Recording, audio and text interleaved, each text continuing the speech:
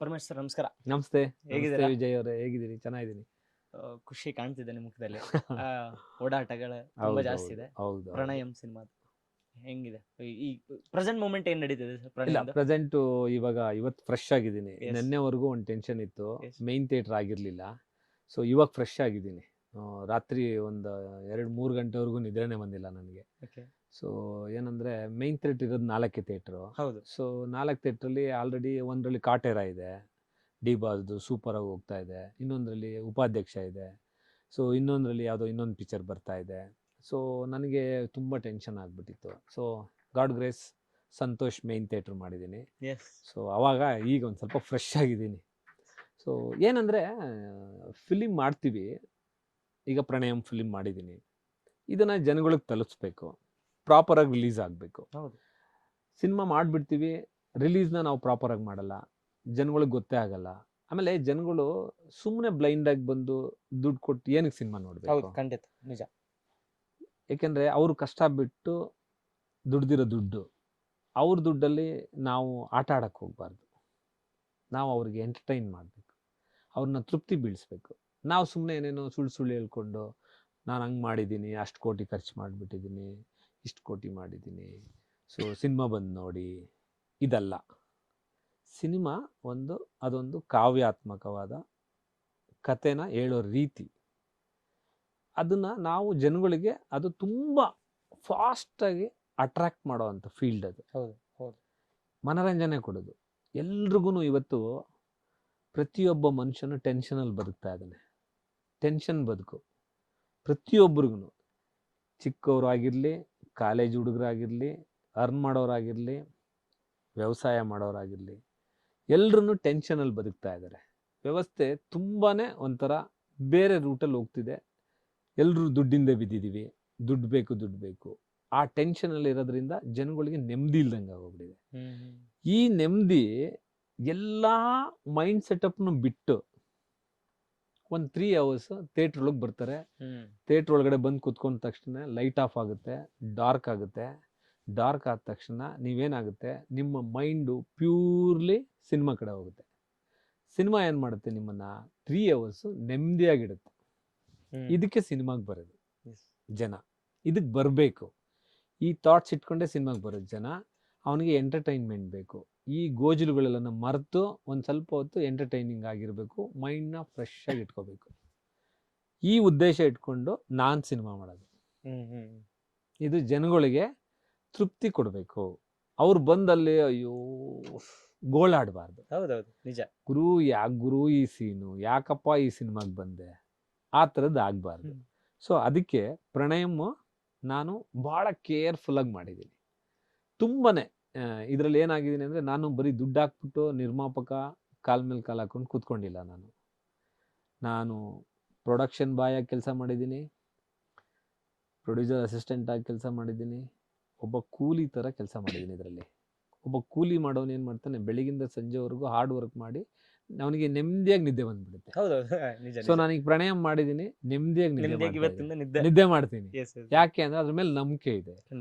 ಇದು ಪ್ರತಿ ಫ್ಯಾಮಿಲಿ ಬಂದು ಕುತ್ಕೊಂಡು ನೋಡೋ ಅಂಥ ಒಂದು ಸಿನಿಮಾ ಮಾಡಿದ್ದೀನಿ. ನಾನೇನು ಎಕ್ಸ್ಟ್ರಾರ್ಡಿನರಿ ಮಾಡ್ಬಿಟ್ಟಿದ್ದೀನಿ, ಯಾರೂ ಮಾಡಿಲ್ಲ ಸಿನಿಮಾ ಏನು ಮಾಡಿಲ್ಲ ನಾನು. ಬಟ್ ಈ ಸಿನಿಮಾ ಪ್ರಣಯಂ ನಿಮಗೆ ಒಂದು ತೃಪ್ತಿ ಕೊಡುತ್ತೆ. ಸಾಂಗ್ ಬಂದಾಗ ನಿಮಗೆ ಸಾಂಗ್ ಫೀಲ್ ಆಗುತ್ತೆ. ಫೈಟ್ ಬಂದಾಗ ಸುಮ್ಮನೆ ಏನೋ ಫೈಟ್ ನಾನು ಜಾಯಿನ್ ಮಾಡಿಲ್ಲ, ಕತೆ ಒಳಗಡೆ ನೆಸ್ಸಿಟಿ ಇದೆ, ಫೈಟ್ ಮಾಡಿದ್ದೀನಿ. ಆಮೇಲೆ ಫ್ಯಾಮಿಲಿ ಕುತ್ಕೊಂಡು ನೋಡ್ಬೋದು. ಒಂದು ಇದರಲ್ಲಿ ಗಂಡ ಹೆಂಡತಿ ಪ್ರಣಯಂ ಅನ್ನೋದೇ ಒಂದು ಆ ವರ್ಡೇ ಅದು ರೊಮ್ಯಾನ್ಸ್. ಆಮೇಲೆ ನಾನು ಪ್ರಣಯಂ ಅಂದ ತಕ್ಷಣ ಇದೇನೋ ಒಂದು ಬೇರೆ ಲ್ಯಾಂಗ್ವೇಜ್ ಸಿನಿಮಾ ಅನ್ಕೊಂಡ್ಬಿಡ್ತಾರೆ. ಬಟ್ ಪ್ರಣಯಂ ಅನ್ನೋದು ಕನ್ನಡ ಸಿನಿಮಾ. ಕನ್ನಡ ಪ್ರಣಯಂ ಅಂತ ಏನಕ್ಕೆ ಇಟ್ಟಿದ್ದೀನಿ ಅಂದರೆ, ಅದೊಂದು ಸ್ಯಾನ್ಸ್ಕ್ರಿಟ್ ವರ್ಡ್, ಸೌಂಡಿಂಗ್ ಇದೆ ಅದರಲ್ಲಿ. ಸೊ ಹಾಗಾಗಿ ನಾನು ಪ್ರಣಯಂ ಅಂತ ಇಟ್ಟಿದ್ದೀನಿ. ಸೊ ಇದು ಪ್ರಣಯಂ ಅಂದಮೇಲೆ ಅದರಲ್ಲಿ ರೊಮ್ಯಾನ್ಸ್ ಇರಲೇಬೇಕಲ್ವಾ.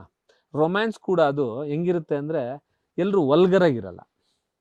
ಈಗ ನಾನು ಟ್ರೈಲರ್ ಬಿಟ್ಟಿದ್ದೀನಿ, ಸಾಂಗ್ಸ್ ಬಿಟ್ಟಿದ್ದೀನಿ, ತುಂಬ ಗ್ಲಾಮರ್ ಆಗಿದೆ, ಎಲ್ಲ ಗ್ಲಾಮರ್ ಆಗಿದೆ, ಏನಪ್ಪ ಇದು ಹಿಂಗಿದೆ ಅನ್ಕೊಬೋದು.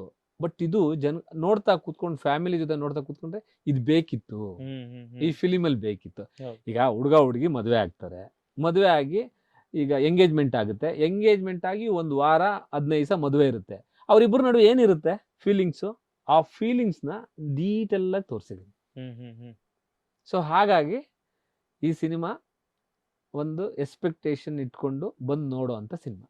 ಎಸ್ ಸರ್, ಬರೀ ನಿರ್ಮಾಪಕರಾಗಿ ಅಲ್ಲದೆ ನೀವು ಹೇಳಿದ್ರಿ ಎಲ್ಲ ವಿಭಾಗಗಳಲ್ಲೂ ಕೂಡ ನೀವು ಕೆಲಸ ಮಾಡಿದ್ದೀನಿ ಅಂತ, ಬಟ್ ಕತೆ ಕೂಡ ನಿಮ್ದೆ, ಅಂದ್ರೆ ಒನ್ಲೈನ್ ಕೊಟ್ಟಿದ್ದೀರಾ. ಹೌದೌದು. ನೀವು ಹೇಳಿದ್ರಿ ಅಂದ್ರೆ ಕತೆ ಒನ್ಲೈನ್ ಇದೆ, ಇದನ್ನ ಚಿತ್ರಕಥೆ ಎಲ್ಲ ಮಾಡೋಣ. ನೋಡ್ಕೊಂಡು ಸಂಭಾಷಣೆಯಲ್ಲಿ ತಗೊಂಡ್ಬನ್ನಿ, ಹೌದು ಇಷ್ಟ ಆದ್ರೆ ಮಾಡೋಣ ಅಂತ. ಹೌದು. ನಿಮ್ ಕತೆ ನಿಮ್ಗೆ ಥಾಟ್ ಬಂದಿದ್ದು ಹೇಗೆ? ಅದು ಥಾಟು ನನಗೆ ಒಂದು ಒಂದು ಅನ್ಎಕ್ಸ್ಪೆಕ್ಟೆಡ್ ಆಗಿ ಉಟ್ಕೋತದ ನನಗೆ. ಹಿಂಗಾದ್ರೆ ಹಿಂಗೆ ಅಂತ. ಈಗ ಮದುವೆ ಆಗ್ತಾರೆ, ಮದುವೆ ಆಗಿ ಸಂಸಾರ ಕಟ್ಕೋತಾರೆ. ಮದುವೆ ಆದಾಗ ಒಂದು ವಿಚಾರ ನನಗೆ ಅದನ್ನ ಹೇಳಕ್ಕಾಗಲ್ಲ ನಾನು.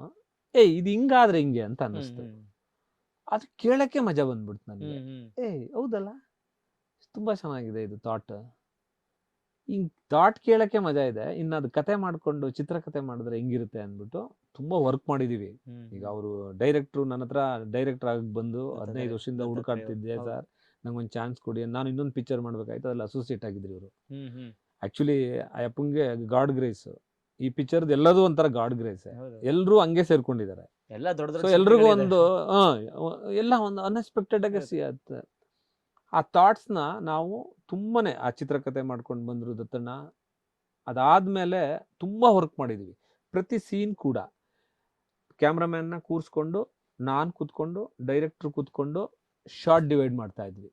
ಇದನ್ನ ಹೇಳಿದ್ರು ನನ್ಗೆ ಇವಾಗ ಇಂಟರ್ವ್ಯೂ ನಲ್ಲಿ ಹೇಳಿದ್ರು, ಶೂಟಿಂಗ್ ಲೊಕೇಶನ್ ಹೋಗ್ತೀರಾ ಅಂದ್ರೆ, ಬಟ್ ಕೇಳ್ತಿದ್ರು ನಮ್ಗೆ ಪ್ರೊಡ್ಯೂಸರ್ ಎಲ್ಲ ಕೇಳ್ತಿದ್ರು, ಶೂಟಿಂಗ್ ಲೊಕೇಶನ್ ಹೋಗ್ತಾರೆ, ಯಾವ್ಯಾವ ಶಾಟಿಂಗ್ ಮಾಡ್ತಾರೆ, ಏನೇನಿದೆ ಪ್ರಿಪರೇಷನ್ ಅಂತ. ಅಷ್ಟು ಅವ್ರ ಸಿನಿಮಾ ಬಗ್ಗೆ ಅವ್ರಿಗೆ ಅಷ್ಟು ಒಲವಿದೆ ಅಂತ ಅವ್ರು ಹೇಳ್ತಾ ಇದ್ರು. ಅಲ್ಲ, ಏನಕ್ಕೆ ಅಂದ್ರೆ ಈಗ ನಾನು ದುಡ್ಡು ಹಾಕ್ತಿದೀನಿ, ದುಡ್ಡು ಸಾಲ ಗೀಲ ಮಾಡಿ ತಂದು ದುಡ್ಡು ಹಾಕ್ತಿದೀನಿ, ನನಗ್ ಜವಾಬ್ದಾರಿ ಇರ್ಬೇಕು. ಸಿನಿಮಾ ನೋಡೋದು ಯಾರಯ್ಯ ಮೇಕರು, ಯಾರಯ್ಯ ದುಡ್ಡು ಹಾಕಿದ್ದು. ಆಮೇಲೆ ದುಡ್ಡು ಹಾಕ್ಬೇಕಾದ್ರೆ ನಾನು ಯೋಚನೆ ಮಾಡಿ ದುಡ್ಡು ಹಾಕೋದು. ಸೊ ಕತೆ ಚೆನ್ನಾಗಿಲ್ಲ ಅಂದ್ರೆ ಸುಮ್ನೆ ಕತೆನ ಮಾಡಿ, ಕತೆ ಚೆನ್ನಾಗಿದ್ದಾಗ ಬಹಳ ಕೇರ್ ತಗೊಬೇಕು. ಅದಕ್ಕೆ ಕಾಸ್ಟಿಂಗ್ ಕರೆಕ್ಟ್ ಆಗಿ ಮಾಡ್ಬೇಕು, ಕಾಸ್ಟ್ಯೂಮ್ ಕರೆಕ್ಟ್ ಆಗಿ ಮಾಡ್ಬೇಕು, ಆಮೇಲೆ ಲೊಕೇಶನ್ಸ್ ಪ್ರಾಪರ್ ಆಗಿರ್ಬೇಕು. ಪ್ರತಿ ಒಂದನು ಈ ಫಿಲಿಮಲ್ಲಿ ಅದೇನೆ, ನಾವು ಫಸ್ಟ್ ಕತೆ ಸ್ಕ್ರೀನ್ ಪ್ಲೇ ಎಲ್ಲ ಮಾಡಾದ್ಮೇಲೆ ನಾನು ಎಲ್ಲ ಟೆಕ್ನಿಷಿಯನ್ಸ್ ಕೂತ್ಕೊಂಡು, ಆಮೇಲೆ ಕಾಸ್ಟ್ಯೂಮರ್ನ ಕೂತ್ಕೊಂಡು ಡಿಸೈನ್ ಮಾಡಿದ್ವಿ. ಇದು ಹಿಂಗೆ ಇರಬೇಕು, ಕಾಸ್ಟ್ಯೂಮ್ ಹಿಂಗೆ ಇರಬೇಕು, ಸೊ ಲೊಕೇಶನ್ ಹಿಂಗೆ ಇರಬೇಕು, ಆ ಮನೆ ಅಂದ್ರೆ ಆ ಮನೆ ಫೀಲ್ ಹೆಂಗಿರ್ಬೇಕು. ಸೊ ಆ ಮನೆ ಫೀಲ್, ಆ ಕರ್ಟನ್ಸ್ ಕೂಡ ನಾನು ಎಷ್ಟೋ ಕರ್ಟನ್ಸ್ ನ ಚೇಂಜ್ ಮಾಡಿ ಹೊಸ ಹೊಸ ಕರ್ಟನ್ಸ್ ನೇ ಹಾಕಿದೀನಿ, ಆ ಕಲರ್ ಕಾಂಬಿನೇಷನ್.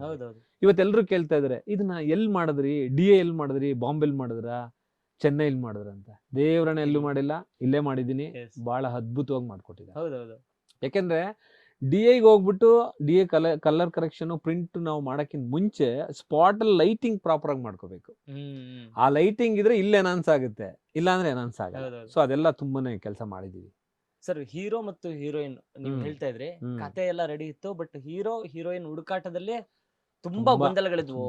ಅವರು ಇವರು ದೊಡ್ಡ ದೊಡ್ಡ ಸ್ಟಾರ್ ಗಳೆಲ್ಲ ಬರ್ಬೇಕಿತ್ತು, ರಚಿತಾರಾಮ್ ಅವ್ರು ಹೀರೋಯಿನ್ ಆಗಿ ಬರ್ಬೇಕಿತ್ತು, ಬೇರೆ ಬೇರೆ ಸ್ಟಾರ್ ಗಳೆಲ್ಲ ಹೀರೋ ಆಗಿ ಅಪ್ರೋಚ್ ಆಗಿ ಎಲ್ಲ ಹೋಗಿ ಈಗ ರಾಜವರ್ಧನ್ ಅವ್ರಿಗೆ ಬಂತು. ಯಾಕೆ ಅಷ್ಟೆಲ್ಲ ಗೊಂದಲಾಟಗಳಾಯ್ತು? ಇಲ್ಲ, ಗೊಂದಲ ಅಂದ್ರೆ ಏನಂದ್ರೆ, ಈ ಸ್ಕ್ರಿಪ್ಟ್ ಪ್ರಣಯಂ ಏನ್ ಮಾಡ್ತಿದೆ ಅಂದ್ರೆ, ಈವನ್ ಟುಡೇ ಕೂಡ ಈಗ ರಿಲೀಸ್ಗೂ ಕೂಡ ನೋಡಿ, ನಾನು ಸಂತೋಷ್ ಅನ್ಕೊಂಡಿದ್ದೆ, ನೆನ್ನೆ ಮೊನ್ನೆವರೆಗೂ ಆಗಿರ್ಲಿಲ್ಲ.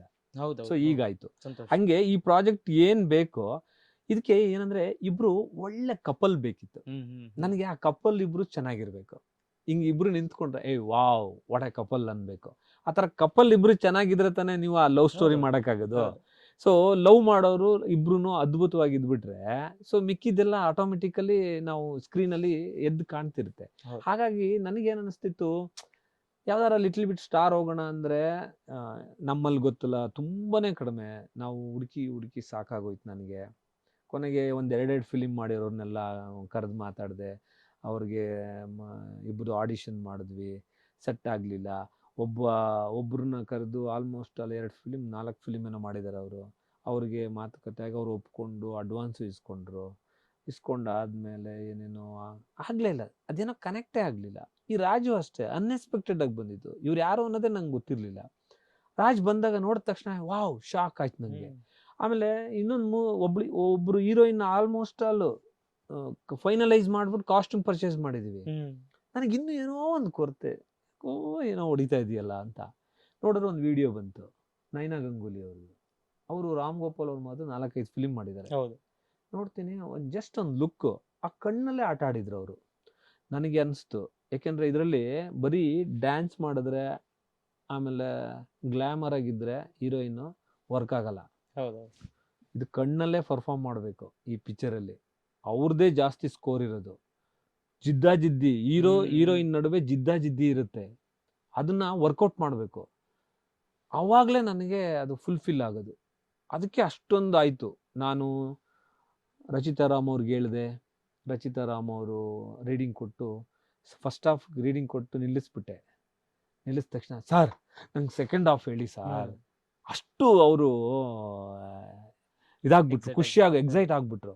ಆದರೆ ಅವ್ರಿಗೇನಂದರೆ ಒಂದು ಸ್ವಲ್ಪ ಏನೇನು ಡೇಟ್ಸು ಅದು ಇದು ಪ್ರಾಬ್ಲಮ್ ಆಯಿತು. ನಾನು ಆಮೇಲೆ ಅವ್ರನ್ನ ಡೇಟ್ಸ್ ಇಲ್ಲದೆ ಹೋದಾಗ ನಾವು ಒದ್ದಾಡೋಕ್ಕಾಗಲ್ಲ. ಸೊ ಅಲ್ಲೂ ಮಿಸ್ ಹೊಡಿತು. ಅದಾದಮೇಲೆ ಇವರು ಯಾರು ಸೋನಲ್ ಅಂತ ಒಬ್ರು ಹೀರೋಯಿನ್ನು, ಅವ್ರನ್ನ ಮಾತಾಡಿದ್ವಿ. ಅವ್ರಿಗೂ ಕಾಸ್ಟ್ಯೂಮ್ ತೆಗೆದ್ವಿ. ಹಿಂಗೆ ಒಂದು 4-5 ಜನ. ಒಬ್ರು ಮಾರಿಸಸ್ಸಿಂದ ಬಂದಿದ್ರು, ಅಲ್ಲಿಂದ ಟಿಕೆಟ್ ಹಾಕಿದ್ದೀನಿ ಅವ್ರಿಗೆ. ಬಂದು ಎಲ್ಲ ಮಾತುಕತೆ ಆಯಿತು, ಓಕೆ ಆಯಿತು. ಓಕೆ ಆದರೆ ಡೇಟ್ಸ್ ಹೊಡಿತಾ ಇದೆ.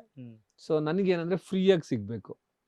ಆಮೇಲೆ ನಾನು 10 ದಿವಸ ಮಾಡ್ತೀನಿ, ಇನ್ನು 10 ದಿವಸಕ್ಕಾಗಲ್ಲ. ನನಗೆ ಫ್ರೀ ಇರಬೇಕು, ಪರಿಪೂರ್ಣವಾಗಿ ಕೆಲಸ ಮಾಡಬೇಕು. ನಮಗೂ ಅರ್ಜೆಂಟಲ್ಲಿ ಇರಬಾರ್ದು. ಯಾಕೆಂದ್ರೆ ಇದನ್ನ ಬರೀ ಮಳೆಯಲ್ಲಿ ಮಿಸ್ಟಲ್ಲಿ ಅಲ್ಲಿ ಶೂಟ್ ಮಾಡಿರೋದು. ಅದು ಇಷ್ಟೇ ಲಿಮಿಟ್ ಡ್ಯೂರೇಷನ್, 2 ತಿಂಗಳು ಇರುತ್ತೆ ಹಬ್ಬ ಅಂದ್ರೆ ಅಷ್ಟೇ ಇರುತ್ತೆ. ಅಷ್ಟೊಳಗಡೆ ಕಂಪ್ಲೀಟ್ ಮಾಡ್ಕೋಬೇಕು. ಸೊ ಇದೆಲ್ಲ ಇತ್ತಲ್ಲ, ಹಾಗಾಗಿ ನನಗೆ ಯಾವುದೇ ಒಂದು ರಿಸ್ಟ್ರಿಕ್ಷನ್ಸ್ ಇರಬಾರ್ದು. ಹೀರೋ ನನಗೆ ಫ್ರೀ ಡೇಟ್ ಇರಬೇಕು, ಹೀರೋಯಿನ್ ಫ್ರೀ ಡೇಟ್ ಇರಬೇಕು, ಮದರ್ ಕ್ಯಾರೆಕ್ಟರ್ ಮಾಡಿ ಅವರು ಫ್ರೀ ಡೇಟ್ ಇರಬೇಕು. ಆ ಥರದವ್ರನ್ನೇ ಸೆಲೆಕ್ಟ್ ಮಾಡಿದ್ದೀವಿ. ಒಂದೊಂದು ಕ್ಯಾರೆಕ್ಟರ್ಗೆ ಈ ಮದರ್ ಕ್ಯಾರೆಕ್ಟರ್ 4 ಜನ ಸೆಲೆಕ್ಟ್ ಮಾಡ್ಕೊಂಡಿದ್ದೆ. ಫಾದರ್ ಕ್ಯಾರೆಕ್ಟರ್ಗೆ ಒಂದು 4 ಜನ ಸೆಲೆಕ್ಟ್ ಮಾಡ್ಕೊಂಡಿದ್ದೆ. ಇವ್ರು ಮಿಸ್ ಆದ್ರೆ ಅವ್ರು ಮಿಸ್ ಆದ್ರೆ ಇವರು ಅಂತ. ಅವಾಗ ಅದು ಒಂದು ಫಾರ್ಮೆಟಿಗೆ ಬಂತು. ಸೊ ಈ ಥರ ಎಲ್ಲ ತಗೊಂಡಿದೆ ಇದು ಪ್ರಣಯಂ. ಸರ್ ಟ್ರೇಲರ್ ನೋಡ್ಬೇಕಾದ್ರೆ ಸಾಂಗ್ಸ್ ತುಂಬಾ ಮೆಲೋಡಿ ಆಗಿದೆ. ಆಬ್ವಿಯಸ್ಲಿ ನಿಮ್ ಸಾಂಗ್ಸ್ ತುಂಬಾ ಕೇರ್ ತಗೋತೀರಾ ಅನ್ಸುತ್ತೆ. ಹೌದು. ಇಲ್ಲ, ನನಗೆ ಏನ್ ಗೊತ್ತಾ, ನಾವು ಸಿನಿಮಾಗೆ ಜನಗಳನ್ನ ಒಳಗಡೆ ಕರ್ಕೊಬೇಕು ಅಂದ್ರೆ ಫಸ್ಟ್ ಸಿಗ್ನೇಚರೇ ಟ್ರೈಲರು, ಸಾಂಗ್ಸ್. ಹೌದು. ಓಕೆ, ಅದಲ್ದಲೇನೆ ಬರೀ ಅವ್ರಿಗೋಸ್ಕರ ಅಲ್ದೇನೆ ಕತೆಗೆ, ಸಿನಿಮಾಗೆ ಬ್ಯಾಕ್ ಬೋನ್ ಬಂದು ಮ್ಯೂಸಿಕ್. ಖಂಡಿತ. ಮ್ಯೂಸಿಕ್ಕೇ ಸರಿ ಇಲ್ಲ ಅಂದರೆ ನಿಮಗೆ ಅನ್ಸೋದೇ ಇಲ್ಲ. ನೀವು ಅಲ್ಲಿ ಅವ್ನು ಆಕ್ಷಿಂಗ್ ಒಂದು ಫೈಟ್ ಹೊಡೆದ್ರೆ ಅಲ್ಲಿ ಕಿಕ್ ಸೌಂಡ್ ಇಲ್ಲ ಅಂದರೆ ನಿಮಗೆ ಮಜಾನೇ ಬರಲ್ಲ. ಸೊ ಇಷ್ಟು ಬ್ಯಾಕ್ ಬೋನ್ ಅದು. ಸೊ ಹಾಗಾಗಿ ಮ್ಯೂಸಿಕ್ ಪಾರ್ಟ್ ನನಗೆ ಮೊದಲೇ, ನಾನು ಮ್ಯೂಸಿಕ್ ಲವರ್. ನನಗೆ ಸಾಂಗ್ ಯಾವಾಗಲೂ ಕೇಳ್ತಾನೆ ಇರಬೇಕು. ಮನೇಲಿದ್ರೂ ಮ್ಯೂಸಿಕ್ ಇರಬೇಕು ನನಗೆ. ಸೊ ಕಾರಲ್ಲಿದ್ದರೂ ಮ್ಯೂಸಿಕ್ ಇರಬೇಕು. ಅದೇನೋ ಗೊತ್ತಿಲ್ಲ, ನನಗೆ ಮ್ಯೂಸಿಕ್ ಇಷ್ಟ. ನನ್ನ ಪಿಕ್ಚರಲ್ಲಿ ಮ್ಯೂಸಿಕ್ ಚೆನ್ನಾಗಿರ್ಬೇಕು. ಹಂಗಾಗೇನೆ ಮನೋಮೂರ್ತಿ ಸರ್ನೇ ನಾನು ಪರ್ಟಿಕ್ಯುಲರಾಗಿ ಫಿಕ್ಸ್ ಮಾಡಿದ್ದು. ನನಗೆ ಮೆಲೋಡಿ ಬೇಕು ಸರ್, ನನಗೆ ದಾ ಅದೆಲ್ಲ ಬೇಡ, ಮೆಲೋಡಿ ಬೇಕು. ಈ ರೊಮ್ಯಾಂಟಿಕ್ ಫಿಲ್ಮಲ್ಲಿ ಯಾವತ್ತೂ ಮೆಲೋಡಿ. ನೀವು 5 ಸಾಂಗ್ ಇದೆ, ಇನ್ನೊಂದು ಸಾಂಗ್ ನಾನು ಬಿಟ್ಟಿಲ್ಲ, ಅದನ್ನೇನಾದರೂ ಬಿಟ್ಟರೆ ಅದು ಬೇರೆ ಫೀಲ್ ಕೊಡುತ್ತೆ. ಹಾಗೆ ಲಿರಿಕ್ಸು ಕೂಡ ಅಷ್ಟೇ. ಲಿರಿಕ್ಸು ಅಷ್ಟೇ, ಸಿಂಗರ್ಸು ಅಷ್ಟೇ. ಎಲ್ಲ ನೋಡಿ, ಸೋನು ನಿಗಮ್ ಅವರು 3 ಸಾಂಗ್ ಆಡಿದ್ದಾರೆ. 1 ಸಾಂಗ್ ಆಡೋ ಹೊತ್ತಿಗೆ ಸುಸ್ತಾಗೋಗ್ಬಿಡುತ್ತೆ, ಬಡ್ಜೆಟ್ಟೇ ಹೆವಿ ಆಗೋಗ್ಬಿಡುತ್ತೆ. ನಾನು 3 ಸಾಂಗ್ ಆಡಿಸಿದ್ದೀನಿ. ಶ್ರೇಯಾ ಅವರು 3 ಸಾಂಗ್ ಆಡಿದ್ದಾರೆ. ಕುನಾಲ್ ಗಾಂಜಿ ಅವರು ಒಂದು ಆಡಿದ್ದಾರೆ. ಆಮೇಲೆ ಇನ್ನೊಬ್ರು ಹೇಮಂತ್ ಅವರು ಆಡಿದ್ದಾರೆ ನಮ್ಮಲ್ಲಿ. ಆಮೇಲೆ ಇನ್ನೊಬ್ರು ಅಮೇರಿಕಾದಲ್ಲಿ ಒಬ್ರು ಇದ್ದಾರೆ, ವಾಣಿ ಅವರು ಅಂತ, ಅವರು ಒಂದು ಸಾಂಗ್ ಆಡಿದ್ದಾರೆ. ಇದರಲ್ಲಿ ಅಪ್ಪು ಸಾರು ಒಂದು ಸಾಂಗ್ ಆಡಬೇಕಾಗಿತ್ತು ಆ್ಯಕ್ಚುಲಿ. ಸೊ ಆಲ್ಮೋಸ್ಟ್ ಅಲ್ಲಿ ಅವರು ಎಕ್ಸ್ಪೈರ್ ಆಗೋಕ್ಕಿಂತ 3 ದಿವಸ ಮುಂಚೆ ನಾವು ಹಿಂದಿನ ದಿವಸ ಮಾತಾಡಿದ್ದೀವಿ. ಮನೋಮೂರ್ತಿ ಸರ್ ಅಮೇರಿಕಲ್ಲಿದ್ದರು, ಅವ್ರು ಅಲ್ಲಿಂದ ಮೆಸೇಜ್ ಹಾಕಿದ್ದಾರೆ ಅಪ್ಪು ಸರ್ಗೆ, ಆಯಿತು ಬನ್ನಿ ನಾನು ಆಡ್ತೀನಿ ಅಂತೆಲ್ಲ ಹೇಳಿದರು. ಸೊ ಅದಾಗಲಿಲ್ಲ, ಅದು ಕನಸಾಗೆ ಉಳೀತು. ಸೊ ಅದಕ್ಕೆ ನಾನು ಅಶ್ವಿನಿ ಮೇಡಮ್ ಅವ್ರು ಕರೆದು ಒಂದು ಸಾಂಗ್, ಅದೇ ಸಾಂಗ್ನ ನಾನು ರಿಲೀಸ್ ಮಾಡಿಸಿದೆ. ಸೊ ಅದಕ್ಕೆ ಸಾಂಗ್ ಏನಂದರೆ ನಾವು ಭಾಳ ಕೇರ್ ತೊಗೋತೀನಿ. ಅದಕ್ಕೆ ಲಿರಿಕ್ಸು ಕರೆಕ್ಟಾಗಿರಬೇಕು. ಜಯನ್ ಸರ್, ಆಮೇಲೆ ನನ್ನ ಹೊಸಬ್ರು ಒಬ್ಬರು ಚಿನ್ಮಯಿ ಬಾವಿಕೆರೆ ಅಂತ ಒಂದು ನಿನಗೆ ಅಂತ ಒಂದು ಸಾಂಗ್ ಬರೆದು ತುಂಬ ಚೆನ್ನಾಗಿ ಬರೆದಿದ್ದಾರೆ. ಹೃದಯ ಶಿವ ಅವರು ಒಂದು ಅದ್ಭುತವಾದ ಸಾಂಗ್ ಬರೆದಿದ್ದಾರೆ. ಅದು ಡೈಲಿ 10,000 ಜನ ನೋಡ್ತಿದ್ದಾರೆ. ಈಗ ಸಮೀಪ ನೀನು ಬಂದರೆ ಅಂತ ಒಂದು ಸಾಂಗು ಡೈಲಿ 10,000 ಜನ ನೋಡ್ತಾ ಇದ್ದಾರೆ ಯೂಟ್ಯೂಬಲ್ಲಿ. ನನಗೆ ಅವೆಲ್ಲ ನೋಡಿದಾಗ ನಾವು ಮಾಡಿರೋ ಕೆಲಸ ಕರೆಕ್ಟಾಗಿ ಮಾಡಿದ್ರೆ ದೇವರು ನಮಗೆ ಫಲ ಕೊಡ್ತಾನೆ, ಜನಗಳಿಗೆ ಇಷ್ಟ ಆಗುತ್ತೆ. ಸೊ ಪ್ರತಿಯೊಂದರಲ್ಲೂ ಕೇರ್ ತಗೊಂಡಿದ್ದೀನಿ. ಸರ್ ಟೀಸರ್ ಟ್ರೈಲರ್ ಅಲ್ಲಿ ಬರೀ ಒಂದು ಲವ್ ಸ್ಟೋರಿಯಾಗಿ ಕಾಣ್ತಾ ಇಲ್ಲ ಈ ಸಿನಿಮಾ, ಝೋನರ್ ಶಿಫ್ಟ್ ಆಗ್ತಿದೆ. ಅಂದ್ರೆ ಥ್ರಿಲ್ಲರ್ ಎಲಿಮೆಂಟ್ಸ್ ಬರುತ್ತೆ, ಅವರು ಸಡನ್ ಶಾಕ್ ಬರ್ತಾರೆ, ಅದಾದ್ಮೇಲೆ ಒಂದು ಫೈಟ್ ನಡೆಯುತ್ತೆ, ಎಲ್ಲೆಲ್ಲೋ ಓಡಾಡ್ತಿರ್ತಾರೆ. ಏನಿದೆ ಅಂತ ಸಿನಿಮಾದಲ್ಲಿ ಎಕ್ಸಾಕ್ಟ್? ಇದು ಏನಂದ್ರೆ, ನಾನೇ ಈ ತರದ ಸಿನಿಮಾ ನೋಡಿಲ್ಲ. ನನಗೆ ಆ ಕತೆ ಮಾಡ್ದಾಗ್ಲೇನೆ ನಾನು ಇದುವರೆಗೂ, ಆಮೇಲೆ ಈ ಫಿಲಿಮಲ್ಲಿ ಪ್ರಣಯಮಲ್ಲಿ ಯಾವುದೇ ಒಂದು ಫ್ರೇಮ್ ಕೂಡ ನಾವು ಇನ್ನೊಂದು ಸಿನಿಮಾ ನೋಡಿ ಮಾಡಿಲ್ಲ. ಒಂದು ಕಾಸ್ಟ್ಯೂಮ್ ಆಗ್ಲಿ, ಒಂದು ಲೊಕೇಶನ್ ಆಗ್ಲಿ, ಈ ಕತೆ ಆಗ್ಲಿ, ನಾವು ಯಾವುದೇ ಲ್ಯಾಂಗ್ವೇಜ್ ಸಿನಿಮಾನು ಒಂದು ಫ್ರೇಮ್ ಕೂಡ ನಾನು ನೋಡಿಲ್ಲ, ಯಾರು ನೋಡಿಲ್ಲ. ಇದು ಅದೇ ಉಟ್ಕೊಂಡು ಬಂತು. ಸೊ ಅದು ಮಾಡ್ಬೇಕಾದ್ರೆ ನಮ್ಗೆ ಮಜಾ ಕೊಡ್ತಾ ಬಂತು ಆ ಕತೆ. ಸೊ ಹಾಗಾಗಿ ಈಗ ಅದನ್ನ ನೋಡ್ತಾ ಇದ್ರೆ ಈ ಜಾನರು ಏನೋ ಒಂಥರ ಇದು ಅನ್ಎಕ್ಸ್ಪೆಕ್ಟೆಡ್ ಆಗಿ ಬಂದಿದ್ದು, ಬಟ್ ಮಜಾ ಕೊಡುತ್ತೆ.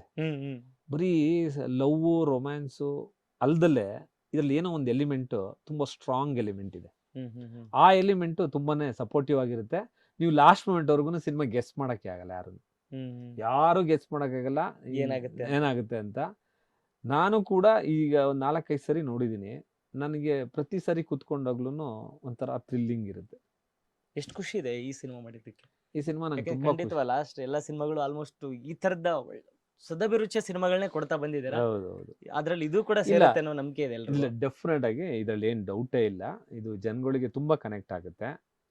ಬಟ್ ಇದ್ರಲ್ಲಿ ಏನ್ ನಾನೇನ್ ಮಾರಲ್ ಹೇಳಕ್ ಹೋಗಿಲ್ವಲ್ಲ, ಬರೀ ಎಂಟರ್ಟೈನ್ಮೆಂಟ್, ಪ್ಯೂರ್ಲಿ ಎಂಟರ್ಟೈನ್ಮೆಂಟ್, ಮಜಾ ಕೊಡುತ್ತೆ.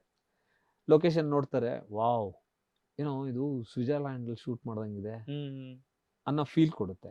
ಚಿಕ್ಕಮಂಗ್ಳೂರ್ನ ಇಂಚ್ ಯೂಸ್ ಮಾಡ್ಕೊಂಡಿದ್ದೀನಿ.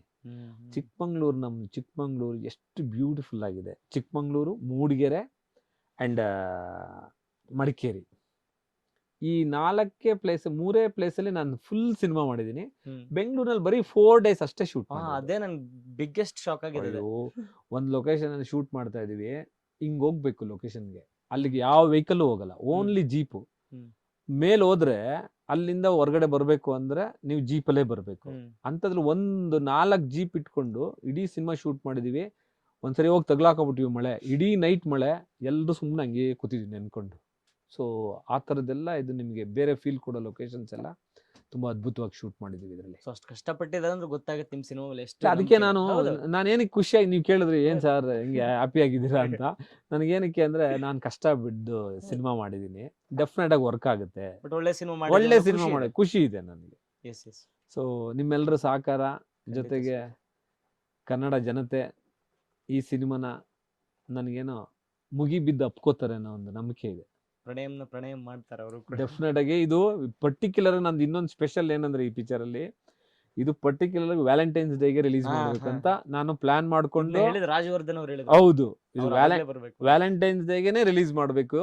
ಇದು ಪ್ರೇಮಿಗಳಿಗೆ ಒಂದು ಪ್ರೇಮಿಗಳ ದಿನ ಅವ್ರಿಗೆ ಉಡುಗೊರೆ ಜೊತೆಗೆ ಅವ್ರಿಗೆ ಇದು ನಿಜವಾಗ್ಲೂ ಹೇಳ್ತೀನಲ್ಲ, ಆ ಪ್ರೇಮಿಗಳು ಇದನ್ನ ಬಹಳ ಎಂಜಾಯ್ ಮಾಡ್ತಾರೆ. ಸರ್, ನೀವು ನೋಡೋದಂತ ಬೆಸ್ಟ್ ಆನ್ ಸ್ಕ್ರೀನ್ ಪೇರ್ ಯಾವ್ದು? ಯಾಕಂದ್ರೆ ಇದರಲ್ಲಿ ತುಂಬಾ ಚೆನ್ನಾಗಿ ಕಾಣ್ತಾರೆ ಹೀರೋ ಹೀರೋಯಿನ್. ನೀವು ಆನ್ ಸ್ಕ್ರೀನ್ ಅಲ್ಲಿ ನೋಡಿದಂತ ಬೆಸ್ಟ್ ಪೇರ್ ಅಂದ್ರೆ?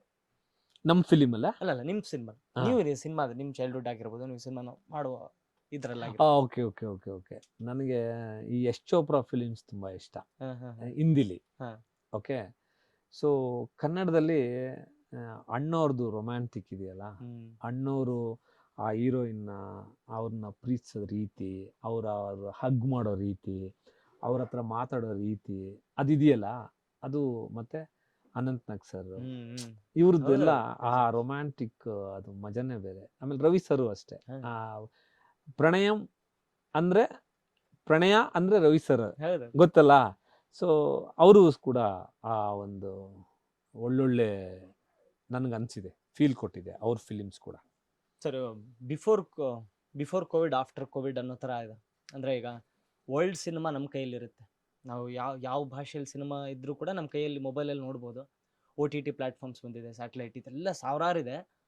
ಸೊ ಇಂಥ ಟೈಮಲ್ಲಿ ತುಂಬ ಕ್ವಾಲಿಟಿ ಕಂಟೆಂಟು ಎಲ್ಲವನ್ನು ಕೇಳುವಂಥ ಜನರಿಗೆ ಪ್ರಣಯಂ ಸಿನಿಮಾ ಏನು ಹೇಳುತ್ತೆ ಅಂತ? ಏನಾಗಿದೆ ಈಗ OTTಲಿ ನಿಮಗೆ OTTಲಿ ನೋಡೋಕೆ ಕೆಲವೊಂದು ಫಾರ್ಮೆಟ್ ಸಿನಿಮಾಗಳು, OTT ಫಾರ್ಮೆಟ್ ಅನ್ನೋದೇ ಒಂದು ಸಿನಿಮಾ ಇದೆ. ಅದ್ರಲ್ಲಿ ಏನಾಗಿರುತ್ತೆ ಅಂದ್ರೆ ಸೆಕ್ಸ್ ಇರುತ್ತೆ ಅಂಡ್ ಬ್ಲಡ್ ಇರುತ್ತೆ. ನೋಡಿ, ಯಾವುದೇ ಜಾಸ್ತಿ OTT ಕ್ಲಿಕ್ ಆಗಿರೋ ಫಿಲಿಮ್ಸ್ ನೋಡಿ ನೀವು, ವೈಲೆನ್ಸ್ ಅಂಡ್ ಸೆಕ್ಸ್ ಇರುತ್ತೆ. ಓಕೆ, ಸ್ಪೆಷಲಿ ವೆಬ್ ಸೀರೀಸ್ಗಳು ಜಾಸ್ತಿ ಆಗುತ್ತೆ ವೆಬ್ ಸೀರೀಸ್ ಅಲ್ಲಿ. ಆಮೇಲೆ ಸೊ ಅದೇ OTT ಅನ್ನೋದು ಆಕ್ಚುಲಿ. ನಮ್ದು OTTಗೂ ಕೂಡ ತುಂಬಾನೇ ಇಷ್ಟ ಆಗೋ ಸಿನಿಮಾ. ಆಮೇಲೆ ಜೊತೆಗೆ OTTಲಿ ಏನಾಗುತ್ತೆ ಅಂದ್ರೆ ಹಿಂಗ್ ನೋಡ್ತಾ ಇರ್ತಾರೆ, ಪಾಸ್ ಮಾಡ್ಬಿಟ್ಟು ಹೊಟ್ಟೋಗ್ತಾರೆ. ಹ್ಮ್. ಮತ್ತೆ ಒಂದ್ ಸ್ವಲ್ಪ ಹೊತ್ತು ಬಂದು ನೋಡ್ತಾರೆ. ಫೀಲ್ ಹೋಗ್ಬಿಟ್ರಿ. ಫೀಲ್ ಹೊಟ್ಟೋಗ್ಬಿಡುತ್ತೆ. ಇದ್ರಲ್ಲಿ ಥಿಯೇಟ್ರಲ್ಲಿ ನೋಡೋ ಮಜಾನೇ ಬೇರೆ. ಈಗ ನಂದು ಫಿಲ್ಮ್ OTT ಕೇಳ್ತಾ ಇದಾರೆ, ನಾನು ಕೊಟ್ಟಿಲ್ಲ ಇನ್ನೂ, ಯಾಕೆಂದ್ರೆ ಇದನ್ನ ಥಿಯೇಟ್ರಲ್ಲೇ ಮಾಡಬೇಕು ಅಂತ. ನೀವು ಓಕೆ. ಥಿಯೇಟ್ರಲ್ಲಿ ಕುತ್ಕೊಂಡು ನೋಡೋದು, ಆ ಒಂದು ಎಫೆಕ್ಟು, ಆ ಸೌಂಡು, ಆ ಇದ್ರ ಜೊತೆ ನೋಡೋ ಮಜಾನೇ ಬೇರೆ. ಎಷ್ಟೋ ಜನ ಪ್ರೊಡ್ಯೂಸರ್ಗಳು ಅಟ್ಲೀಸ್ಟ್ ಸಿನಿಮಾ ಲೇಟ್ ಆಗ್ತಿದೆ ಅಂದಾಗ ಅಪ್ಪ OTT ಕೊಟ್ಬಿಡೋಣ ಅಂತ ಇರ್ತಾರೆ. ಬಟ್ ನೀವು OTT ಅವ್ರು ಕೇಳ್ತಾ ಇದ್ರು ಇಲ್ಲ ನಾನು ಥಿಯೇಟರ್ ರಿಲೀಸ್ ಮಾಡ್ತೀನಿ ಅಂತ ಗೊತ್ತಾಗುತ್ತೆ ಕಾನ್ಫಿಡೆನ್ಸ್. ಇಲ್ಲ, ನನ್ಗೇನಂದ್ರೆ ಇದು ಜನಂಗ್ ತಲುಪಬೇಕು. ಹೌದೌದು, ನಿಜ ನಿಜ. ಜನ ಥಿಯೇಟ್ರಲ್ಲಿ ಕುತ್ಕೊಂಡು ನೋಡ್ಬೇಕು. ಆಮೇಲೆ ಏನಕ್ಕೆ ಈಗ ಎಲ್ಲಾನು ಮನೇಲೆ ಮಾಡ್ಬಿಟ್ರೆ, ಈಗ ಎಲ್ಲಾನು ಮನೇಲೆ ಆಗೋಯ್ತು ಅನ್ಕೊಳ್ಳಿ, ಮತ್ತೆ ಹೊರಗಡೆ ಏನ್ ಎಂಜಾಯ್ ಮಾಡ್ತೀರಿ? ಏನೂ ಇರಲ್ಲ. ಹೌದು. ಥಿಯೇಟ್ರಿಗೆ ಹೋಗ್ಬೇಕು, ಜನ ಥಿಯೇಟ್ರಲ್ಲಿ ಸಿನಿಮಾ ನೋಡ್ಬೇಕು, ಜಾತ್ರೆಗೆ ಹೋಗ್ಬೇಕು, ಜಾತ್ರೆ ನೋಡ್ಬೇಕು. ಇದೆಲ್ಲ ನಮ್ಗೆ ಏನಕ್ಕೆ ಅಂದ್ರೆ ಆ ಕಾಲದಿಂದನೂ ನಡ್ಕೊಂಡು ಬಂದಿದೆ ಇದು. ಜನಗಳಿಗೆ ಎಂಟರ್ಟೈನ್ಮೆಂಟ್ ಇಲ್ಲ ಅಂದ್ರೆ ಏನಾಗ ಮೆಂಟ್ಲಾಗಿ ಹೋಗ್ಬಿಡ್ತಾನೆ. ಸೊ ಮನೇಲೆ ಎಲ್ಲ ಮಾಡ್ಕೊ ಅಂದ್ರೆ ಏನಿರುತ್ತೆ ಮಜಾ? ಈಗ ಮನೇಲೆ ಫಿಲಿಮ್ ನೋಡ್ಕೊಂಬಿಡಿ, OTTಲೇ ನೋಡ್ಕೊಂಬಿಡಿ ಅಂದ್ರೆ ಅದು ಚೆನ್ನಾಗಿರಲ್ಲ. ನಾವ್ ಇದನ್ನೆಲ್ಲ ಬಿಟ್ಕೊಡ್ಬಾರ್ದು. ಆಕ್ಚುಲಿ ಬರೀ OTT ಬಂದ್ಬಿಟ್ಟು ಈಗ ಥಿಯೇಟ್ರ್ ಮುಚ್ಚೋಯ್ತು ಅನ್ಕೊಳ್ಳಿ, ಹೌದು, ಎಷ್ಟು ಜನಕ್ಕೆ ಕೆಲಸ ಇರಲ್ಲ. ನಿಜ. ಆಮೇಲೆ ಬರೀ OTT ಮಾಡ್ಕೊಂಡು ಇದ್ಬಿಟ್ರೆ ಯಾವುದೋ ಒಂದು ಕಂಪ್ನಿ 2 ಕಂಪ್ನಿ ಉದ್ಧಾರ ಆಗುತ್ತೆ ಹೊರತು ಜನಗಳಿಗೆ ಕೆಲಸ ಸಿಗ್ದಂಗೆ ಆಗೋಗುತ್ತೆ. ಒಂದು ಥಿಯೇಟ್ರಲ್ಲಿ ಒಂದು ಸಿನಿಮಾ ಕ್ಲಿಕ್ ಆದರೆ ಥಿಯೇಟ್ರ್ ಮುಂದೆ ಕಡಲೆಕಾಯಿ ಬೋಂಡಾ ಬಜ್ಜಿ ಮಾರ್ತಿರ್ತಾರಲ್ಲ, ಅವ್ರಿಗೂ ಕೂಡ ಕನೆಕ್ಟ್ ಆಗುತ್ತೆ ಈ ಪಿಕ್ಚರ್. ಹೌದು, ನಿಜ. ಬಿಸ್ನೆಸ್, ಅವನಿಗೂ ಬಿಸ್ನೆಸ್ ಆಗುತ್ತೆ. ಸೊ ಇದು ಒಂದು ಕೋಟ್ಯಾಂತರ ಜನ ಊಟ ಮಾಡೋವಂಥ ಒಂದು ಫೀಲ್ಡ್ ಇದು, ಉದ್ಯಮ. ಉದ್ಯಮ. ಇದರಲ್ಲಿ ನಾವು ಬರೀ ಯಾವುದೋ ಒಂದಕ್ಕೆ ಸೀಮಿತವಾಗಿರ್ಬಾರ್ದು. ನಿಜ, ಈಗ ನಾವೆಲ್ಲ ಜೊತೆಲಿ ಇರಬೇಕು ಅಂದ್ರೆ ಎಲ್ಲನೂ ಹಿಂಗೆ ನಡ್ಕೊಂಡು ಹೋಗ್ತಾ ಹೌದು, ಇರಬೇಕು. ಹೌದು. ಇದು ವ್ಯವಸ್ಥೆಲಿ ಎಲ್ಲ ಬೇಕು. ನಿಜ. ಬರೀ ಒಂದಿದ್ದು ಒಂದಾಗಿ ಅದೆಲ್ಲ ಆಗಲ್ಲ. ಇದು ವ್ಯವಸ್ಥೆ ಅಂದಮೇಲೆ ಎಲ್ಲನೂ ಇರಬೇಕು, ಅವಾಗಲೇ ಚೆನ್ನಾಗಿರೋದು. Yes. ಹಾಗಾಗಿ ಥಿಯೇಟ್ರಿಗೆ ಸಿನಿಮಾ ಥಿಯೇಟ್ರಲ್ಲಿ ಕೊಡೋ ಮಜಾ ನಿಮಗೆ OTTಲಿ ಕೊಡಲ್ಲ, ಚಾನ್ಸೇ ಇಲ್ಲ. ಅದಂತೂ ನಾನು ಹೇಳ್ತೀನಿ. ನಿಜ. ಈಗ TV ಸೀರಿಯಲ್ ಮಾಡ್ತಾರೆ, TV ಸೀರಿಯಲ್ ಮನೇಲಿ ನೋಡ್ತಾ ಕೂತಿರ್ತೀರಿ, ಆ ಥರ ಆಗ್ಬಿಡುತ್ತೆ ಸಿನಿಮಾ. TV ಸೀರಿಯಲ್ಗೂ ಸಿನಿಮಾಗೂ ತುಂಬಾನೇ ಡಿಫ್ರೆನ್ಸ್ ಇದೆ. ಹೌದು. ಆ ಒಂದು ಈಗ ಹಿಂದಿನ ಸಿನಿಮಾಗಳು ಅಣ್ಣವ್ರದ್ದು ಬಂಗಾರದ ಮನುಷ್ಯ, ವಿಷ್ಣು ಸಾರ್ದು ಭೂತಯ್ಯ ನಮಗಯ್ಯು, ಓಕೆ, ಆಮೇಲೆ ಯಜಮಾನ, ಇವೆಲ್ಲ ಏನಾಗಿದೆ ಅಂದ್ರೆ ಬರೀ ಸಿನಿಮಾ ಅಲ್ಲ, ಅದು ಮನುಷ್ಯನ ಬಾಳು ಬದುಕನ್ನ ಕಟ್ಕೊಟ್ಟಿದೆ. ಅಣ್ಣ ತಮ್ಮದಿರು ಕಿತ್ತಾಡ್ಕೊಂಡಿದ್ರು, ಯಜಮಾನ ನೋಡು ಒಂದಾದ್ರು. ಭೂತಯ್ಯ ನಮಗಿನಲ್ಲಿ ಕ್ಯಾಸ್ಟಿಸಮ್ ಇತ್ತು, ಇವರು ಮೇಲು ಕೀಳು ಅನ್ನೋದಿತ್ತು. ಅದು ವ್ಯವಸ್ಥೆನ ಈ ವ್ಯವಸ್ಥೆ ಅಲ್ಲ, ಕೊನೆಗೆ ಅರ್ಥ ಹೇಳಿದ್ರು, ಫೈನಲಿ ಕ್ಲೈಮ್ಯಾಕ್ಸ್ ಅಲ್ಲಿ ಹೇಳಿದ್ರು, ಇದೆಲ್ಲ ಅಲ್ಲ, ನಾವೆಲ್ಲ ಒಂದೇ, ನಾವೆಲ್ಲ ಮನುಷ್ಯರು, ಇದರಲ್ಲಿ ಮೇಲು ಕೀಳು ಅನ್ನೋದಿಲ್ಲ. ಇದೆಲ್ಲ ಬಂತು. ಇದೆಲ್ಲ ಯಾವ್ದ್ರಿಂದ ಬಂದಿದೆ? ಭೂತಯ್ಯ ನಮಗನ ಇದರಲ್ಲಿ ಯಾವುದೋ ನಮ್ಮ ಅಣ್ಣವ್ರ ಫಿಲಿಮಲ್ಲಿ ಬಂಗಾರ ಮನುಷ್ಯದಲ್ಲಿ ಎಲ್ರು ವ್ಯವಸಾಯನೇ ಮಾಡ್ತಿರ್ಲಿಲ್ಲ, ಕೃಷಿ ಬಗ್ಗೆ ಹೇಳಿದ್ರು, ಎಲ್ರು ಕೃಷಿ ಕಟ್ಕೊಂಡ್ರು. ಸರ್, ಕೃಷಿನೇ ಇಲ್ಲ ಅಂದ್ರೆ ನೀವು ಏನ್ ಊಟ ಮಾಡ್ತೀರಿ? ಎಷ್ಟೋ ಸಿನಿಮಾಗಳು ಎಷ್ಟೋ ಕ್ರಾಂತಿಗಳಾಗಿದೆ, ವ್ಯವಸ್ಥೆನ ಚೇಂಜ್ ಮಾಡಿದೆ. ಅದಕ್ಕೆ ಸಿನಿಮಾ ಮಾಧ್ಯಮ ತುಂಬಾ ಒಂದು ಪವರ್ಫುಲ್ ಮಾಧ್ಯಮ. ಇದನ್ನ ನಾವು ಇನ್ನೂ ಉಳಿಸ್ಕೋಬೇಕು, ಇದನ್ನ ನಾವು ಹಾಳು ಮಾಡ್ಕೊಬಾರ್ದು. ಎಸ್ ಸರ್, ಕೊನೆಯದಾಗಿ ಒಂದು ರ್ಯಾಪಿಡ್ ಫೈರ್ ರೌಂಡ್. ಓಕೆ. ಸ್ಟಾರ್ಗಳ ನಟರ ಹೆಸರು ಹೇಳ್ತೀನಿ, ನಿಮ್ಗೆ ಅವ್ರ ಜೊತೆ ಸಿನಿಮಾ ಮಾಡೋ ಅವಕಾಶ ಸಿಕ್ಕರೆ ಯಾವ ಕೈಂಡ್ ಆಫ್ ಜೋನ್ರ ಸಿನಿಮಾಗಳನ್ನ ಮಾಡ್ತೀರಾ ಅಂತ ಕೇಳಿ. ಶಿವಣ್ಣ ಅವ್ರದ್ದು ಫಿಲಿಮ್, ಶಿವಣ್ಣ ಅವ್ರದ್ದು ನನಗೆ ನನ್ನ ಡ್ರೀಮು. 2-3 ಸರಿ ನಾನು ಆ್ಯಕ್ಚುಲಿ ಶಿವಣ್ಣ ಅವ್ರದ್ದು ಅಪ್ರೋಚ್ ಮಾಡಿದ್ದೀನಿ, ಮಾಡಬೇಕಾಗಿತ್ತು, ಅದು ಆಗಿಲ್ಲ, ಏನೇನೋ ಕಾರಣದಿಂದ ಆಗಿಲ್ಲ. ಶಿವಣ್ಣ ಅವ್ರ ಫಿಲಿಮ್ ಮಾಡಿದ್ರೆ ಇದುವರೆಗೂ ಅವ್ರು ಮಾಡಿದಾರಲ್ಲ ಆ ಶಾಡೋ ಬಿಟ್ಟು, ಶಿವಣ್ಣ ಅವರು ಎಂಥ ಮಹಾನ್ ನಟ, ನಾನು ಮಾಡಿದ ಸಿನಿಮಾ ಏನಾರ ಮಾಡಿದ್ರೆ ಅವ್ರು ಎಂಥ ಮಹಾನ್ ನಟ, ಹೆಂಗ್ ಬಳಸ್ಕೊಂಡ್ರು ಅನ್ನೋದನ್ನ ಬಳಸ್ಕೊಬೇಕು ನಾವು. ಅವರು ಒಂಥರ ವಾಟ್ರ್ ಥರ, ಡ್ರಮ್ಮಲ್ಲಿ ತುಂಬಿದ್ರು ಫಿಲ್ ಆಗ್ತಾರೆ, ಬಕೆಟಲ್ಲಿ ಹಾಕಿದ್ರು ಇರ್ತಾರೆ, ಅವ್ರನ್ನ ನಾನು ಬಳಸ್ಕೋಬೇಕು. ಅದೊಂದು ಒಳ್ಳೆ ಸಿನಿಮಾ ಆಗಬೇಕು, ಆ ಥರ ಬಳಸ್ಕೋಬೇಕು ಅಂತ. ಸುದೀಪ್ ಅವರು ಸೊ ಲೆಜೆಂಡ್ರಿ ಆ್ಯಕ್ಟ್ರು, ಸ್ಮಾರ್ಟ್ ಆಗಿದ್ದಾರೆ. ಸೊ ಅವ್ರ ಐಟು ಪರ್ಸ್ನಾಲಿಟಿ, ಬಟ್ ಒಂದು ಒಳ್ಳೆ ಕಮರ್ಷಿಯಲ್ ಸಿನಿಮಾ ಮಾಡ್ಬೋದು, ಸಖತ್ತಾಗಿ ಮಾಡ್ಬೋದು. ಅವ್ರನ್ನ ಇಟ್ಕೊಂಡು ಒಂದು ಒಳ್ಳೆ ಕಮರ್ಷಿಯಲ್ ಸಿನಿಮಾ ಮಾಡ್ಬೋದು. ದರ್ಶನ್ ಸರ್ ನೋ ಡೌಟ್, ಅವರು ಈ ಕಡೆ ಬರೀ ಕಮರ್ಷಿಯಲ್ ಸಿನಿಮಾ ಅಲ್ಲ, ಈ ಕಡೆ ಬರೀ ಯಾವುದೇ ಒಂದು ವರ್ಗದ ಸಿನಿಮಾ ಅಲ್ಲ, ಅವರು ಎಲ್ಲ ವರ್ಗನೂ ಜನ ನೋಡೋವಂಥ ಸಿನಿಮಾನ ಕಾಟೇರ ನೋಡಿ 2 ಸರಿ ಹ್ಮ್. ನೋಡಿದ್ದೀನಿ ನಾನು. ಹ್ಮ್. ಇಡೀ ಜನ ಕುತ್ಕೊಂಡು ಒಂದು ಪಿನ್ ಡ್ರಾಪ್ ಸೈಲೆನ್ಸಲ್ಲಿ ಅವ್ರು ಪರ್ಫಾರ್ಮ್ ಮಾಡಿದ್ದು ನೋಡಿದೆ ಅಪ್ಕೊಂಬಿಟ್ರು ಎಲ್ಲ ಜನ. ಬಾಚ್ಕೊಂಡು ತಪ್ಕೊಂಡ್ರು ಕಾಟೇರನ್ನ. ಏನಕ್ಕೆ ಅಂದರೆ ಅದು ಓನ್ಲಿ ಡಿ ಬಾಸ್ಗೆ ಇದ್ದಿದ್ದು ಆ ಆ್ಯಕ್ಟಿಂಗ್ ಹೌದು. ಕ್ವಾಲಿಟಿ. ಹ್ಮ್. ಸೊ ಆ ಥರ ಸಿನಿಮಾ ಮಾಡಬೇಕು ಅಂತ ಆಸೆ. ಡಿ ಬಾಸ್ದು ಮಾಡಿದ್ರೆ ಡಿ ಬಾಸ್ದು ಅದು ಬಾಯ್ ಮೇಲೆ ಕೈ ಇಟ್ಕೊಬೇಕು. ಹೆಂಗಿದೆ ಪರ್ಸ್ನಾಲಿಟಿ, ಏನು ಆ್ಯಕ್ಟಿಂಗು. ಆಸೆ ಇದೆ ನನಗೆ ಡಿ ಬಾಸ್ ಜೊತೆ ಒಂದು ಪಿಕ್ಚರ್ ಮಾಡಬೇಕು ಅಂತ. ಅದು ದೇವ್ರು ನಂಗೆ ಶಕ್ತಿ ಕೊಟ್ಟಾಗ ಆದಷ್ಟು ಬೇಗ ಆಗ್ಲಿ ಸರ್. ಅದನ್ನು ನಾನು ಮಾಡ್ತೀನಿ. ಅಪ್ಪು ಸರ್. ಅಪ್ಪು ಸರ್ ಬಗ್ಗೆ ನಿಜವಾಗ್ಲೂ ಬೇಜಾರಾಗುತ್ತೆ. ಅವ್ರ ಬಗ್ಗೆ ನೆನೆಸ್ಕೊಂಡ್ರೆ ಅವರೊಂದು ಭಗವದ್ಗೀತೆ, ಅವ್ರು ಮಾಡಿರೋ ಕೆಲಸ ಕಾರ್ಯಗಳು, ಅವರಲ್ಲಿ ಇದ್ದಿದ್ದೊಂದು ಲೀಡರ್ಶಿಪ್ ಕ್ವಾಲಿಟಿ ನಮ್ಮ ಕನ್ನಡ ಇಂಡಸ್ಟ್ರಿಗೇನೆ ಒಂದು ಕಿರೀಟ ಥರ ಇದ್ದರು. ಈಗ ಒಂಥರ ಕಿರೀಟ ಎಲ್ಲೋ ಕಳ್ಕೊಂಡ್ವಿ. ಏನೋ ಒಂದು ದೊಡ್ಡ ಲಾಸು, ಬಿಗ್ ಲಾಸು ಕನ್ನಡ ಇಂಡಸ್ಟ್ರಿಗೆ. ಅವ್ರನ್ನ ನೋಡ್ತಿದ್ರೇ ಒಂದು ಏನೋ ಅವ್ರ ನಡವಳಿಕೆ, ಅವ್ರು ಮಾತಾಡ್ತಿದ್ದ ರೀತಿ. ನಾನೊಂದು 2-3 ಸರಿ ಮೀಟ್ ಮಾಡಿದ್ದೆ ಅವರು. ಸೊ ಅವರು ಮಾಡೋಗಿರೋದು ಒಂದು ಲೆಗಸಿ. ಒಂದು ಲೆಗಸಿ ಅಂತಾರಲ್ಲ, ಒಂದು ಸೃಷ್ಟಿ ಮಾಡಿದ್ದಾರೆ ಅಂತಾರಲ್ಲ, ಆ ಲೆಗಸಿ ಮ್ಯಾನ್ ಅಪ್ಪು ಸರ್ ಅಂದರೆ ಒಂದು ಲೆಗಸಿ. ಯಶ್ ಅವರು ಸೂಪರ್, ಹ್ಯಾಟ್ಸ್ ಆಫ್. ಅವ್ರ ಬಗ್ಗೆ ನನಗೆ ಅಗಾಧವಾದ ಒಂದು ಪ್ರೀತಿ ಉಟ್ಕೊಂಡ್ಬಿಟ್ಟಿದೆ ಇತ್ತೀಚೆಗೆ. ಯಾಕೆಂದರೆ ಅವ್ರು ಹೇಳ್ತಿದ್ರು ಎಲ್ಲ ಕಡೆ ಸ್ಟೇಜಲ್ಲಿ ಹೋಗಿ, ನಾವು ಮಾತಾಡೋ ಕೆಲಸ ಮಾತಾಡಬೇಕು, ನಾನು ಕನ್ನಡ ಇಂಡಸ್ಟ್ರಿ ಎಲ್ಲರೂ ತಿರುಗಿ ನೋಡೋಂಗೆ ಮಾಡ್ತೀನಿ. ಹೇಳ್ದಂಗೆ ನಡೆದಂಥ ವ್ಯಕ್ತಿ ಅಂದರೆ ನಾನು ನೋಡಿರೋದು ಯಶ್ ಅವರು. ಅವ್ರಿಗೆ ಹ್ಯಾಟ್ಸ್ ಆಫ್. ಅವ್ರಿಗೆ ಭಗವಂತ ಇನ್ನೂ ಶಕ್ತಿ ಕೊಡಲಿ, ಕನ್ನಡ ಸಿನಿಮಾನ ಪ್ರಪಂಚದಾದ್ಯಂತ ತಗೊಂಡೋಗ್ಲಿ, ಅವರಿಗೆ ದೇವರು ಆ ಶಕ್ತಿ ಕೊಡಲಿ ಅಂತ ನಾನು ಹಾರ್ಟ್ಲಿ ಅವರಿಗೆ ವಿಶ್ ಮಾಡೋಕ್ಕೆ ಇಷ್ಟಪಡ್ತೀನಿ. ಈ ಎಲ್ಲ ಸ್ಟಾರ್ ನಟರ ಜೊತೆ ನೀವು ಕೂಡ ಸಿನಿಮಾ ಮಾಡುವಂತ ಶಕ್ತಿ ಭಗವಂತ ಕೊಡ್ಲಿ. Thank you. ಸೊ ಪ್ರಣಯಂ 9ಕ್ಕೆ ರಿಲೀಸ್ ಆಗ್ತಿದೆ. ಸೊ ಬ್ಲಾಕ್ ಬಸ್ಟ್ ಅನ್ನಿಸ್ತಿದೆ ಸರ್ ಆಗ್ಲೇ. ಸೊ ಆದಷ್ಟು ಬೇಗ ಅದನ್ನ ಜನನು ಹೇಳಿ ಅಂತ ನಾನು ಮನಸ್ಫೂರ್ತಿಯಾಗಿ ಹೇಳ್ತಾ wishing all the best. Thank you. ಒಂದೇ ಒಂದು ಲಾಸ್ಟ್ ರಿಕ್ವೆಸ್ಟ್ ಏನಂದ್ರೆ, ಸೊ ಕನ್ನಡ ಸಿನಿಮಾನ ದಯವಿಟ್ಟು ಕನ್ನಡದ ಜನತೆ ಆ ಕಾಲದಿಂದನೂ ಎಲ್ಲ ಲ್ಯಾಂಗ್ವೇಜ್ ಜನನ್ನು ಪ್ರೀತಿಸ್ಕೊಂಡು ಬಂದಿದ್ದೀರಾ. ಕನ್ನಡಕ್ಕೆ ಅತಿ ಹೆಚ್ಚು ಒಲವು ಕೊಟ್ಟಿದ್ದೀರಾ. ಸೊ ಈ ಕನ್ನಡ ಪ್ರಣಯಂ ಡೆಫಿನೆಟಾಗಿ ನಿಮ್ಮೆಲ್ರಿಗೂ, ನಿಮ್ಮ ಇಡೀ ಫ್ಯಾಮಿಲಿಗೆ ಇಷ್ಟ ಆಗುವಂಥ ಸಿನಿಮಾ. ನಾನು ಹೃದಯಪೂರ್ವಕವಾಗಿ ಬೇಡ್ಕೋತೀನಿ, ಆಮೇಲೆ ಕೇಳ್ಕೊತೀನಿ, ಇದು ನಿಮ್ಮ ಸಿನಿಮಾ. ದಯವಿಟ್ಟು ನೀವೆಲ್ಲರೂ ನೋಡಿ. Yes sir. Thank you sir. Thank you so much. Thank you.